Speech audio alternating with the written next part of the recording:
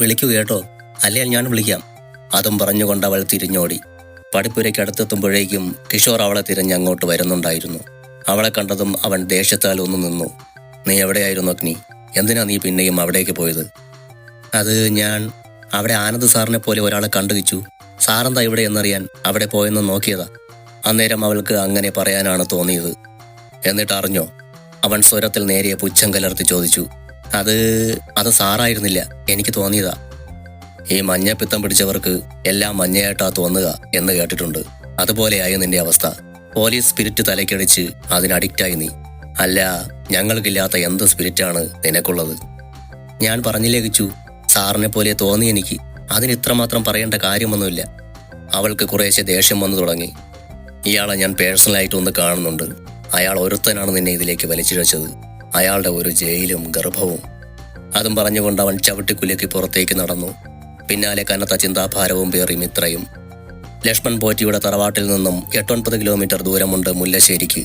യാത്രയിൽ ഉടനീളം മിത്ര മൗനിയായിരുന്നു. എന്നാൽ ആ യാത്രയിൽ കിഷോർ ചിന്തിച്ചത് മുഴുവൻ അവളുടെ മൈൻഡ് എങ്ങനെ മാറ്റിയെടുക്കാം എന്നുള്ളതായിരുന്നു. ഈ കേസ് ഒന്നിൽ നിന്നും മറ്റൊന്നിലേക്കുള്ള യാത്ര പോലെയാണ് അവന് തോന്നിയത്. തീർച്ചയായും ദീപികയുടെ കേസ് മുതൽ ഓരോന്നും പരസ്പരം ബന്ധമുള്ളതുപോലെ. എക്സ് എന്ന് പറയുന്ന വ്യക്തിയുടെ സാന്നിധ്യം ഓരോന്നിലുമുണ്ട്, ലക്ഷ്മിയമ്മയുടെ മരണത്തിൽ പോലും. അതുകൊണ്ട് കിച്ചുവിനോടും മംഗളിനോടും സംസാരിച്ച് ഇതിനൊരു പ്രതിവിധി കണ്ടെത്തിയേ പറ്റൂ. തറവാടിന്റെ പടിപ്പുരയ്ക്ക് മുന്നിലെത്തിയതും മിത്ര ഇറങ്ങി ഗേറ്റ് തുറന്നു കൊടുത്തു. കിഷോർ സ്കൂട്ടി ഗേറ്റിനുള്ളിലേക്ക് കടത്തിയതും മിത്ര ഗേറ്റടച്ച സ്കൂട്ടിക്ക് പിന്നിൽ കയറിയിരുന്നു. പടിപ്പുരയിൽ നിന്നും കുറച്ച് ഉള്ളിലേക്ക് മാറിയായിരുന്നു തറവാട്. തറവാടെന്നാൽ അത്യാവശ്യം വലിപ്പമുള്ള ഒരു നാലുകെട്ട്. നാലുകെട്ടിന് മുൻപിൽ സ്കൂട്ടി നിർത്തിയതും മിത്ര താഴെ ഇറങ്ങി. അപ്പോഴേക്കും അകത്തുനിന്നും കാര്യസ്ഥൻ ഗോവിന്ദൻ ഓടി വന്നു. അയ്യോ, ആരായത്? മിത്ര കുഞ്ഞോ? ഒരു മുന്നറിയിപ്പുമില്ലാതെ പെട്ടെന്നൊരു വരവ്. കുഞ്ഞിന്റെ കാര്യം മുത്തശ്ശി ഇന്നലെ കൂടി പറഞ്ഞതേയുള്ളൂ. അവൾ ഒരു പുഞ്ചിരിയാൽ മറുപടി ഒതുക്കിക്കൊണ്ട് കിച്ചുവിനെയും കൂട്ടി അകത്തേക്ക് നടന്നു. അപ്പോഴേക്കും ഗോവിന്ദൻ സുഭദ്രാമിയെ പുറത്തേക്ക് കൂട്ടിക്കൊണ്ടുവന്നിരുന്നു. മുത്തശ്ശി. അവൾ ഓടിച്ചെന്ന ചുമലിലേക്ക് ചാഞ്ഞു. മുത്തശ്ശിയുടെ അഗ്നിപ്പെണ്ണ് ഇങ്ങ് വന്നോ? ആളയപ്പിച്ചാൽ പോലും കയറി വരാത്ത ആളാണ് പെട്ടെന്നൊരു സുപ്രഭാതത്തിൽ കയറി വരുന്നത്. ഇനി ഒരാഴ്ച കഴിഞ്ഞല്ലാതെ ഞാൻ എൻ്റെ കുട്ടിയെ വിടില്ല. അവർ പെട്ടെന്ന് അവളെ പുണർന്നുകൊണ്ട് പറഞ്ഞു. പോലീസ് കുഞ്ഞ് കയറിയിരിക്കൂ. മുത്തശ്ശി കിച്ചുവിനെ നോക്കി ചിരിയോടെ പറഞ്ഞു. ഞാൻ ഇറങ്ങാണ് മുത്തശ്ശി. മുത്തശ്ശിയോടൊപ്പം കുറച്ചു നേരം ഇരിക്കാൻ ഞാൻ വരുന്നുണ്ട്. നമുക്ക് ഒരുമിച്ചിരുന്ന് കുറേ സംസാരിക്കണം. 2 ദിവസം കഴിഞ്ഞാൽ തിരിച്ചു പോരണം എന്ന നിബന്ധനയോടെ മിത്രയോടെ യാത്ര ചൊല്ലി കിഷോർ അവിടെ നിന്നും ഇറങ്ങി. ഞാനൊന്ന് ഫ്രഷായിട്ട് വരാം കേട്ടോ മുത്തശ്ശി. സുഭദ്രാമയുടെ കവളിൽ ചുണ്ടൊന്ന് ചേർത്തതിന് ശേഷം അവൾ മുകളിലെ റൂമിലേക്ക് ഓടിക്കയറി. കുളി കഴിഞ്ഞു വന്നതും മുത്തശ്ശിയും മോളും വിശേഷം പറച്ചിലായി. അപ്പോഴേക്കും സൗദാമിനി മേശപ്പുറത്ത് ഊണ് നിരത്തിയിരുന്നു. ആ തറവാട്ടിൽ സുഭദ്രാമയ്ക്കൊപ്പം ഗോവിന്ദനും സൗദാമിനിയുമാണ് കൂട്ടുള്ളത്. സൗദാമിനി സുഭദ്രാമയുടെ വകയിലൊരു ബന്ധുവാണ്. ചെറുപ്പത്തിലെങ്ങോ ഫിക്സ് വന്നതിനാൽ അവരുടെ കല്യാണം കഴിഞ്ഞിരുന്നില്ല. സുഭദ്രാമയ്ക്ക് 3 പെൺമക്കളാണ്. അതിൽ ഏറ്റവും താഴെയുള്ളതാണ് മിത്രയുടെ അമ്മയായ മീനു. മീനുവിന് മൂത്തത് ഒരു ചേച്ചിയും താഴെ ഒരു അനിയത്തിയുമുണ്ട്. മൂത്തയാൾ ഭർത്താവുമൊത്ത് മുംബൈയിലാണ് താമസം. അവർക്ക് 2 പെൺകുട്ടികളാണ്. 2 പേരുടെയും കല്യാണം കഴിഞ്ഞു വിദേശത്ത് സെറ്റിൽഡാണ്. ഏറ്റവും താഴെയുള്ളയാൾ സ്നേഹിച്ച് കല്യാണം കഴിച്ചതിനാൽ പിന്നെ ഇവിടേക്ക് കയറ്റിയിട്ടില്ല. അവരുടെ അച്ഛനുള്ള കാലമായതിനാൽ വിട്ടുവീഴ്ചയ്ക്ക് അയാൾ തയ്യാറല്ലായിരുന്നു. ബാംഗ്ലൂർ ആണെന്ന് കേട്ടുകേൾവിയല്ലാതെ അവരെക്കുറിച്ച് ആർക്കും ഒരു വിവരവുമില്ല. തറവാട്ടിൽ ആരുമില്ലാത്ത അവസ്ഥ വന്നപ്പോഴാണ് സുഭദ്രാമ സൗദാമിനിയെ ഇങ്ങോട്ട് കൂട്ടിക്കൊണ്ടുവന്നത്. സത്യം പറഞ്ഞാൽ സൗദാമിനിക്കും അതൊരു അനുഗ്രഹമായിരുന്നു. പേരക്കുട്ടികളിൽ സുഭദ്രാമയ്ക്ക് ഏറെ ഇഷ്ടം മിത്രയെയാണ്. സുഭദ്രാമയെ പോലെയാണ് അവളെന്നാണ് എല്ലാവരും പറയുന്നത്. രൂപത്തിലും ഭാവത്തിലും മിത്ര സുഭദ്രാമയുടെ ചെറുപ്പകാലമാണ്. സ്വഭാവം പോലും അവരുടേതാണെന്നാണ് സുഭദ്രാമയെ അടുത്തറിയാവുന്നവർ പറയുന്നത്. തന്നെ പോലെ ആയതുകൊണ്ടാണോ എന്നറിയില്ല, അത്രയ്ക്കും വാത്സല്യമാണ് സുഭദ്രാമയ്ക്ക് മിത്രയോട്. കളിച്ചിരികളോടെയായിരുന്നു മുത്തശ്ശിയും മോളും ഭക്ഷണം കഴിച്ചത്. ഊണ് കഴിഞ്ഞ് വിശ്രമിക്കാനായി മിത്ര മുകളിലെ അവളുടെ മുറിയിലേക്ക് പോയി. ഒന്നുറങ്ങാമെന്ന് കരുതിയാണ് അവൾ മിഴികളടച്ചത്. എന്നാൽ കൺമുന്നിൽ തെളിഞ്ഞത് മുഴുവൻ ലക്ഷ്മിയുടെ മുഖമായിരുന്നു. അവരുടെ ഓർമ്മകളിൽ മനസ്സ് സഞ്ചരിക്കവേ മിഴികൾ നീർക്കയങ്ങളായി. എങ്ങനെ കണ്ണുകൾ അടച്ചു കിടന്നാലും തനിക്കിനി ഉറങ്ങാൻ കഴിയില്ലെന്ന് അവൾക്ക് മനസ്സിലായി. അവൾ എഴുന്നേറ്റ് താഴേക്കിറങ്ങി. മുത്തശ്ശിയും സൗദാമിനിയും ഊണ് കഴിഞ്ഞുള്ള മയക്കത്തിലാണ്. അവൾ പതിയെ ഗാർഡനിലേക്ക് നടന്നു. അവിടെ പല നിറത്തിലും ഭംഗിയുള്ളതുമായ പൂക്കൾ വിടർന്നു നിന്നിരുന്നു. പെട്ടെന്നാണ് മിത്രയുടെ മൊബൈൽ റിങ് ചെയ്തത്. എടുത്തു നോക്കിയ അവൾ ഒരു നിമിഷം അങ്ങനെ തന്നെ നിന്നു. അതയാളായിരുന്നു. സംശയ നിവാരണം എന്നോണം ഒരിക്കൽ കൂടി പേരിലേക്ക് നോക്കി അവളത് ഉറപ്പുവരുത്തി. മിസ്റ്റർ ഒയ്. ആ പേര് വായിക്കുമ്പോൾ അവളുടെ ചുണ്ടിൽ ഒരു പുഞ്ചിരി മിന്നി. എന്തിനായിരിക്കും താൻ മിസ്റ്റർ ഒയ് എന്നിട്ടത്? ഫോൺ നമ്പർ സേവ് ചെയ്യാൻ അയാളുടെ പേര് ചോദിച്ചാൽ മതിയായിരുന്നില്ലേ? ഇനി മിസ്റ്റർ എക്സും മിസ്റ്റർ ഒയ്യും തമ്മിൽ എന്തെങ്കിലും കണക്ഷൻ ഉണ്ടാവുമോ? അതുകൊണ്ടാണോ തനിക്ക് അങ്ങനെ ഒരു പേര് വയ്ക്കാൻ തോന്നിയത്? എക്സിലേക്കുള്ള വഴി തുറക്കുന്ന പാലമാണോ ഇയാൾ? ആലോചിച്ചു നിൽക്കുന്ന നേരം ഫോൺ റിങ് ചെയ്ത് അവസാനിച്ചിരുന്നു. ഞാനിപ്പോൾ എന്ത് പണിയാ കാണിച്ചത്? അയാൾ എന്ത് വിചാരിച്ചു കാണും? ഇനി എങ്ങോട്ട് വിളിക്കണോ? എന്നാലും ഫോൺ എടുക്കാതിരുന്നത് മോശമായി പോയി. മിത്ര അങ്ങനെ ഓരോന്ന് ചിന്തിച്ചു കൊണ്ടിരിക്കെ വീണ്ടും ഫോൺ റിങ് ചെയ്യാൻ തുടങ്ങി. അയാൾ തന്നെയാണെന്ന് മനസ്സിലായതും അവൾ തെല്ലൊരു ആശ്വാസത്തോടെ ഫോൺ ഓൺ ചെയ്ത് ചെവിയിലേക്ക് ചേർത്തു. ഹലോ. അപ്പുറത്തു നിന്നും കേട്ട ശബ്ദം അവൾക്ക് പരിചിതമായിരുന്നു. സാർ പറയൂ, ഞാൻ അഗ്നിമിത്രയാണ്. ഞാൻ ഇന്നലെ പേര് ചോദിക്കാൻ വിട്ടുപോയി. ലക്ഷ്മിയുടെ വീട്ടിൽ വെച്ച് പരിചയപ്പെട്ട കുട്ടി തന്നെയല്ലേ? അതെ സാർ, ഞാൻ തന്നെ. സാർ ഇപ്പോൾ വിളിച്ചത്? കുട്ടിക്ക് എന്നോട് സംസാരിക്കണമെന്ന് പറഞ്ഞിരുന്നില്ലേ? നാളെ പുലർച്ചെ ഞാൻ ഹൈദരാബാദിൽ പോകും. പിന്നെ തിരിച്ചു വരുന്നത് 2 മാസം കഴിഞ്ഞായിരിക്കും.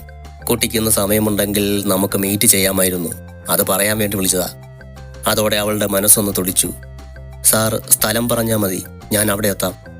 മിത്രയുടെ തറവാട് വീടിനടുത്തുള്ള പുഴയുടെ തീരമാണ് അയാൾ തിരഞ്ഞെടുത്തത്. വൈകുന്നേരം 5 മണിയാകുമ്പോഴേക്കും അവൾ അവിടെ എത്താമെന്നും സമ്മതിച്ചു. അടുത്തൊരു കൂട്ടുകാരി ഉണ്ടെന്നും അവളെ കാണാൻ പോയിട്ട് വരാമെന്നും പറഞ്ഞ് മുത്തശ്ശിയുടെ സമ്മതം വാങ്ങി മിത്ര.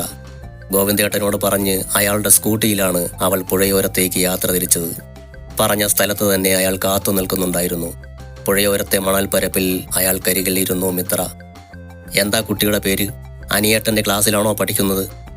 അതെ, ഞാൻ ആനന്ദ് സാറിന്റെ ക്ലാസ്സിലാണ് പഠിക്കുന്നത്. എൻ്റെ പേര് അഗ്നിമിത്ര.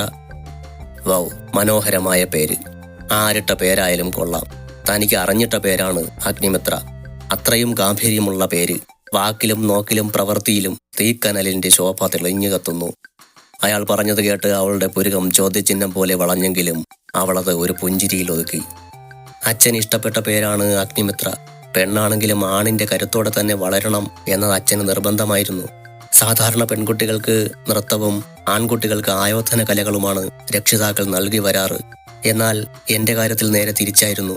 എനിക്ക് 5 വയസ്സുള്ളപ്പോൾ അടുത്തുള്ള കളരി ഗുരുക്കളുടെ അടുത്ത് കളരി അഭ്യസിപ്പിക്കാൻ കൊണ്ട് ചേർത്തു അച്ഛൻ. 10 വയസ്സ് വരെ ആശാന്റെ കീഴിൽ ഞാൻ കളരി അഭ്യസിച്ചു. 7ാമത്തെ വയസ്സിലാണ് എന്നെ കരാട്ടെ ക്ലാസ്സിൽ ചേർക്കുന്നത്. 3 വർഷം കളരിയും കരാട്ടയും ഞാൻ ഒരുമിച്ച് കൊണ്ടുപോയി. അപ്പോൾ അഗ്നിമിത്ര ശരിക്കും പുലിയാണല്ലേ? നേരിട്ടൊന്നും മുട്ടിയാ രക്ഷപ്പെടാൻ പഴുത് കുറവാ. ആ പറഞ്ഞതിനർത്ഥം പിന്നിൽ നിന്ന് മുട്ടിയാൽ കീഴ്പ്പെടുത്താം എന്നല്ലേ? അതിനങ്ങനെ ഒരു അർത്ഥമുണ്ടോ?